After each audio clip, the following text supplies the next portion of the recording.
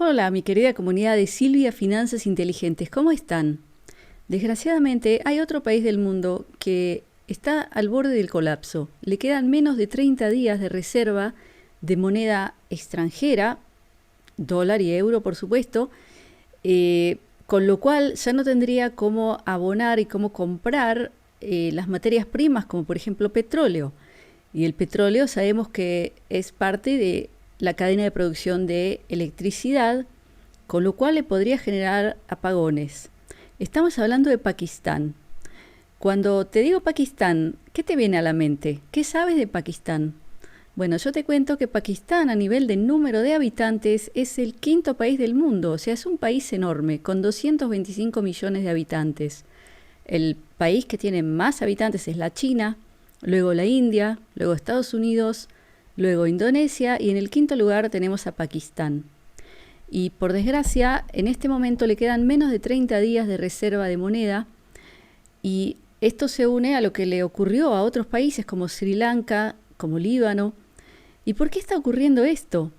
O sea, para empezar, Pakistán es uno de los países que han estado muy endeudados estas últimas décadas. Han tenido muchos problemas, muchas crisis políticas con presidentes depuestos, etcétera. Últimamente han sufrido de enormes inundaciones por los monzones que le han destruido tierras, le han generado muertes de animales, de ganado, etcétera, etcétera, por lo cual la situación ha empeorado mucho recientemente. Pero vamos a tocar el punto que yo lo llamaría la paja que rompió la espalda del camello, que de esa es la forma como se dice en hebreo, se dice Akash Sheshavar et Gav Agamal, es decir, que el camello ya estaba muy cargado y le pusieron una pajita más y eso le rompió ya la espalda. Lo que ocurrió fue la política de alza de tasas de interés de la Reserva Federal. Y vamos a tratar de entender esto. Lo que ocurre es que un país es como una empresa. Es decir, los países generan riquezas, tienen riquezas naturales, generan bienes o producen, por ejemplo, alimento, energía, etcétera. Entonces exportan y eso viene a ser el ingreso, es como si fuera la venta de la empresa. Por otro lado, el país tiene que comprar lo que le falta y eso sería el gasto de la empresa. Y si hablamos de negocios y de empresas, hay una fórmula muy simple que la puede entender hasta un niño pequeño y es que para que una empresa exista, sobreviva y hasta le vaya bien, la fórmula tiene que ser ingresos menos gastos igual a un número positivo, no negativo. O sea, tiene que quedarte algo en la mano. Y ahí viene la pregunta del $1.000.000. ¿Cuántos países tienen como ministros de Economía una persona con experiencia manejando empresas, ¿no es cierto? Yo creo que muy pocos. Quizás por eso las economías de los países están tan mal, porque vemos en muchísimas ocasiones que los países gastan más de lo que generan. Y eso es algo que nadie se lo puede permitir. Y lo peor es si a eso le agregas endeudarte. Porque una persona que no genera dinero quiere decir que no está pudiendo generarlo. ¿Y qué pasa si va y pide un préstamo? O sea que encima se queda endeudado sabiendo que desde el principio no tenía capacidad de generar dinero. O sea que es entrar en una situación muy negativa. Pero bueno, eso es para un video aparte. Volvamos al tema Pakistán. Lo que ocurre con Pakistán junto con otros países del mundo, como por ejemplo Venezuela, Argentina, etcétera, también es el tema de la devaluación de su moneda, de la moneda local con respecto al dólar. ¿Y qué fue lo que ocurrió ahora con esta política de tasas de interés de la Reserva Federal, que han subido los intereses muchísimo durante los últimos meses, diciendo que lo hacen para combatir la inflación? Eso ha generado una escasez de dólares en el mundo, porque ahora un banco, para poder dar un préstamo, tiene que pedir una tasa de interés mucho más alta, que hace imposible que las personas o las empresas o hasta los países puedan sacar un préstamo. Porque ¿cómo se genera el dinero? Los dólares también, los famosos dólares, los generan los bancos dando préstamos. porque hoy ya ni siquiera hace falta imprimir en papel. Entonces, si la mayoría de los bancos del mundo en este momento están dando muchísimo menos préstamos a empresas, a individuos, a países, eso quiere decir que se está generando menos dólares. Entonces el valor del dólar sube. Y no es casual que en muchísimos países del mundo, en casi todos diría yo, el dólar ha subido drásticamente. Yo he hablado de esto hace un tiempo en otro video. Yo analicé la situación y dije que iba a subir mucho el dólar y así es, está ocurriendo. Entonces, ¿qué pasa con un país como Pakistán? Pakistán produce en parte energía, en parte alimentos, pero también le faltan muchas materias primas. O sea, no es autosuficiente a nivel de petróleo.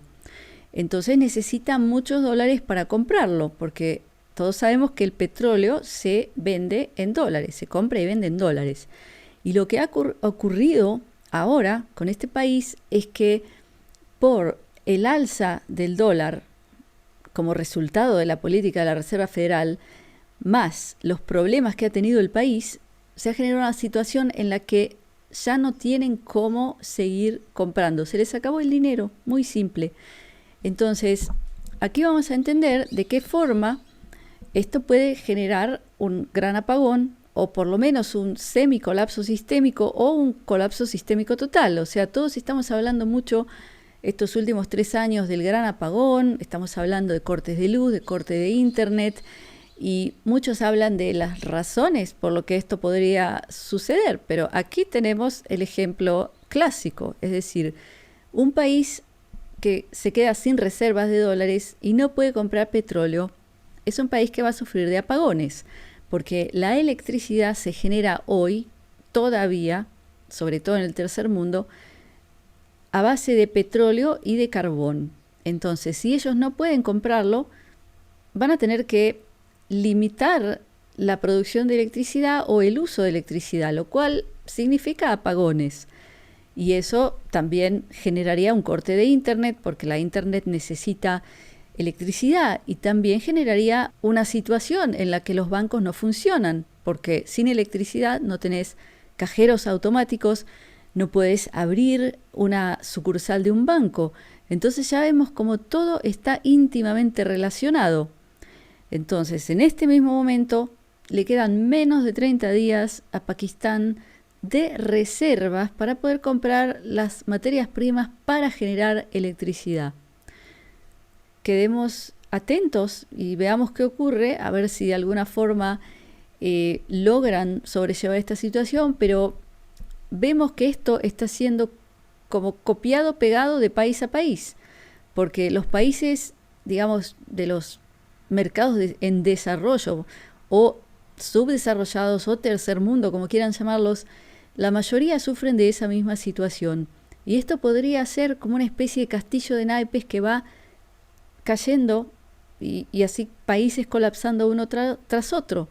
Entonces, mi querida audiencia, si tú estás en uno de esos países donde ves que el dólar sube sin parar, tienes que prepararte con lo básico, es decir, con velas, con reservas de agua, reserva de alimento, o sea, tener todo lo necesario para poder sobrellevar una época, un tiempo, quién sabe, una semana, un mes, 2, donde tengas limitado el uso de electricidad y que quizás tengas limitada también la posibilidad de ir a comprar alimento, porque si no hay electricidad tampoco van a abrir los supermercados, y tener contado en casa también para no depender de un cajero automático para retirar dinero para poder comprar comida, porque recordemos que también las tarjetas de crédito necesitan electricidad para funcionar.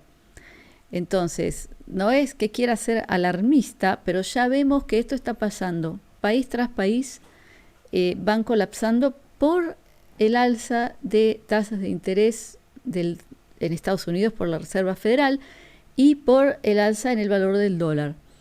Entonces, quedamos atentos todos a qué va a pasar con Pakistán y seguimos en contacto. Yo seguiré actualizándolos con lo que sepa.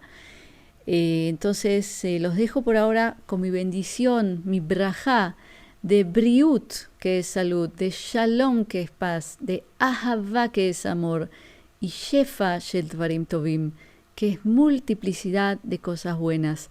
Gracias por estar conmigo. Nos vemos pronto.